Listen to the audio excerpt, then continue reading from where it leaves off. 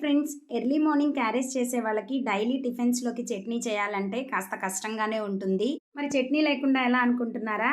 ఆ చట్నీ ప్లేస్‌లో ఈ కారప్పొడిని ప్రిపేర్ చేసుకొని పెట్టుకోండి. ఫ్రైస్‌లోకైనా, డైలీ టిఫిన్స్‌లోకైనా సూపర్ టేస్టీగా ఉంటుంది. మరి ప్రాసెస్ చెప్పేస్తాను. ట్రై చేసేయండి. స్టవ్ వెలిగించుకొని కడాయి పెట్టుకొని 1 టేబుల్ స్పూన్ ఆయిల్ వేసి ఆయిల్ హీట్ అయిన తర్వాత అందులోకి 10-12 ఎండుమిర్చి వేసి ఫ్రై చేసుకోవాలి. ఎండుమిర్చి ఫ్రై అయిన తర్వాత వాటిని వేరొక గిన్నెలోకి తీసుకొని అదే ఆయిల్‌లో 1 కప్ తురుముకున్న ఎండు కొబ్బరి వేసి దోరగా ఫ్రై చేసుకోవాలి. లైట్ గోల్డెన్ కలర్ వచ్చే వరకు ఫ్రై చేసుకుంటే సరిపోతుంది. ఎండు కొబ్బరిని తురుముకోవడం కష్టంగా అనిపిస్తే చిన్న చిన్న ముక్కలుగా కట్ చేసి పల్స్ మోడ్‌లో గ్రైండ్ చేసుకోండి. పౌడర్ అవుతుంది.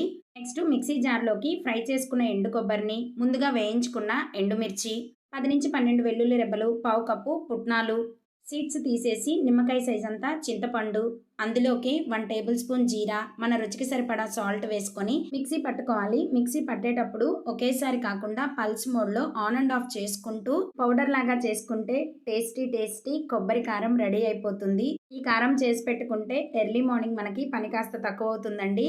ఓన్లీ టిఫిన్స్‌లోకే కాదు, ఫ్రైస్‌లోకి కూడా ఈ కారం బావుంటుంది. ట్రై చేయండి.